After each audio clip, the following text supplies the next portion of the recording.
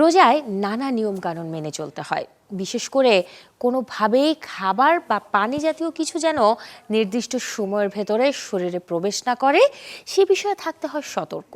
যে কারণে ড্রপার জাতীয় ঔষধ ব্যবহার নিয়ে অনেকেই দুশ্চিন্তায় থাকেন।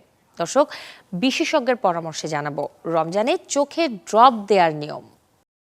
রোজা রেখে চোখের ড্রপ দেয়া যায়, এটা প্রখ্যাত যত আলেম আছে সারা পৃথিবীতে তাদের সবার মতামত হচ্ছে রোজা রেখে চোখের ড্রপ দিলে রোজা ভাঙে না।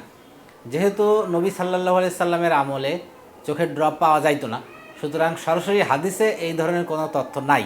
তবে যেহেতু আমরা জানি আমাদের সিস্টেম অনুযায়ী চোখের ড্রপ শরীরের ভিতর যায় না, পেটের ভিতর যায় না, এবং চোখের ড্রপ দিলে গায়ে কোনো শক্তি পাওয়া যায় না, সুতরাং চোখের ড্রপ দিলে রোজা ভাঙে না।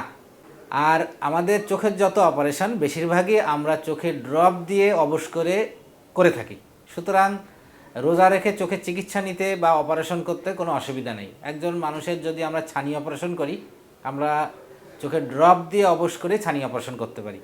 অ্যানেস্থেশিয়ার কোনো ওষুধ তার শরীরে প্রবেশ করে না, সুতরাং তার রোজা ভেঙে যাবে না, এবং পরবর্তীতে আমরা যে ড্রপগুলো ব্যবহার করি সেটাতেও রোজা ভাঙবে না।